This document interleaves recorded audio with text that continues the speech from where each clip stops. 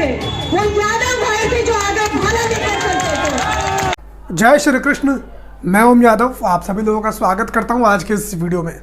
दोस्तों, किसी ने क्या खूब कहा है कि राजनीति बड़ी अजीब चीज़ होती है, अच्छे खासे इंसान को भी चाटुकार बना देती है। ऐसा ही कुछ आजकल आपकी और हमारी भौजी राजपूत अजय सिंह बिष्ट की बहन अपर्णा बिष्ट यादव जी के साथ हो रहा है। उनकी कई सारी वीडियोस आजकल सोशल मीडिया के ऊपर वायरल हो रही हैं, जिसमें वो यादवों को लुभाने के लिए चाटुकारिता करती हुई नजर आ रही हैं।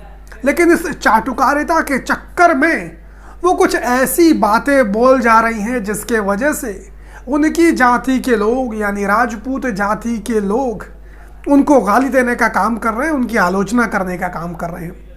दरअसल आप सभी लोग जानते होंगे कि पिछले दिनों समाजवादी पार्टी और अखिलेश यादव ने अपर्णा बिष्ट यादव को टिकट देने से मना कर दिया, जिसके बाद नाराज होकर वो समाजवादी पार्टी छोड़कर अजय सिंह बिष्ट यानी अपने भाई की पार्टी बीजेपी में चली गई, इस उम्मीद में कि उनका भाई उनके लिए कहीं से टिकट की व्यवस्था करा देगा। लेकिन अजय सिंह बिष्ट और उनके भाई और बीजेपी ने उनको टिकट नहीं दिया, जिसके बाद वो जगह जगह जा रही हैं और यादवों को आकर्षित करने के लिए यादवों के बारे में अच्छी अच्छी बातें बोलने का काम कर रही हैं। लेकिन कुछ ऐसी बात भी उनके मुंह से निकल रही है जिसके वजह से जो उनकी जाति के लोग हैं वही उनसे नाराज हो गए हैं। अभी हालिया एक बयान उनका सोशल मीडिया के ऊपर काफ़ी ज़्यादा वायरल हो रहा है, जिसमें वो कुछ बातें कह रही हैं। मैं चाहता हूं कि आप लोग खुद ही वो बातें सुन लीजिए। और मैं बताना चाहती हूँ, क्योंकि आज बहुत सारे मेरे यादव भाइयों ने पार्टी ज्वाइन करी है, तो मैं एक इतिहास की एक बहुत अहम बात बताना चाहती हूँ कि जब जब इस विश्व में और जब जब इस आर्यवर्त में लड़ाई हुई, युद्ध हुआ, तो वो राजपूत नहीं थे जो आगे चलते थे, वो यादव भाई थे जो आगे भाला लेकर चलते थे।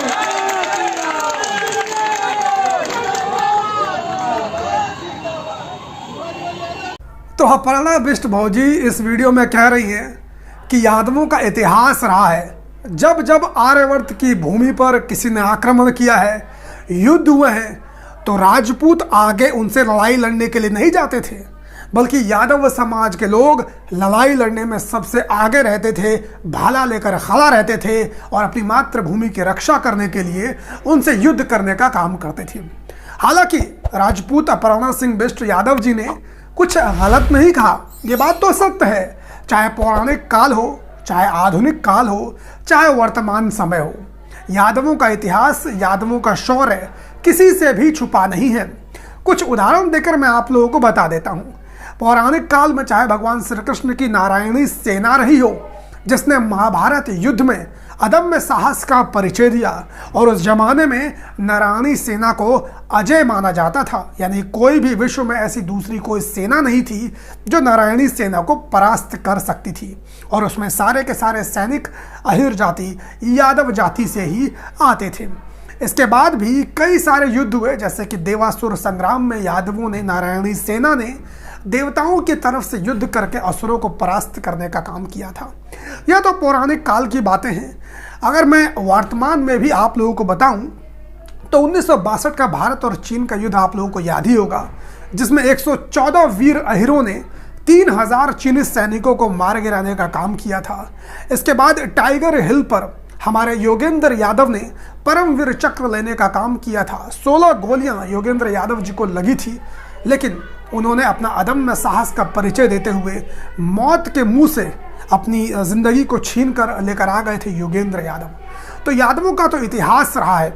यादवों ने हमेशा से देश और धर्म की रक्षा के लिए अपने प्राणों की आहुति देने का काम किया है, और इस मातृभूमि के लिए अपने लहू का एक एक कतरा बहाने का काम किया है। अपर्णा बिष्ट यादव जी कुछ गलत नहीं कह रही हैं, लेकिन हम जानते हैं कि वो ऐसा क्यों कह रही हैं। वो ऐसा इसलिए कह रही हैं क्योंकि इन बातों से वो सोचती है कि यादव समाज के लोग उनकी तरफ आकर्षित हो जाएंगे। लेकिन यादव समाज अच्छे से ये बात जानता है कि अपर्णा बिष्ट यादव ऐसा क्यों कह रही हैं, क्योंकि इससे पहले तो आज तक अपर्णा बिष्ट यादव ने यादवों के लिए इस तरह के शब्दों का इस्तेमाल नहीं किया।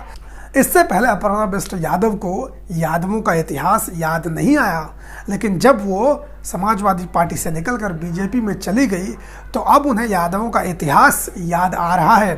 कहीं ऐसा ना हो अपर्णा बिष्ट यादव जी, हमारी भौजी जी, कि आप न घर की रहे न घाट की रहे, न राजपूत ही आपको पसंद करें और न यादव ही आपको पसंद करें, न यादवों का ही वोट मिले न राजपूतों का ही वोट मिले।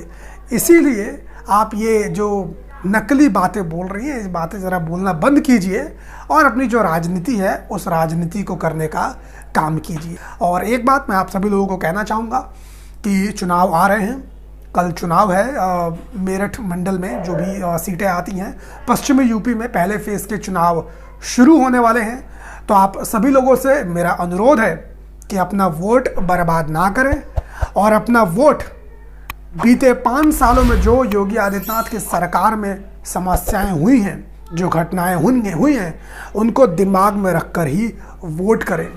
मैं यादवों से कहना चाहूँगा कि सैकड़ों यादवों की उत्तर प्रदेश के अंदर हत्याएं हुई हैं। पुष्पेंद्र यादव को याद कर लेना, धर्मेश यादव को याद कर लेना, जितेंद्र यादव को याद कर लेना जब भी तुम लोग अपना वोट करने जाओ।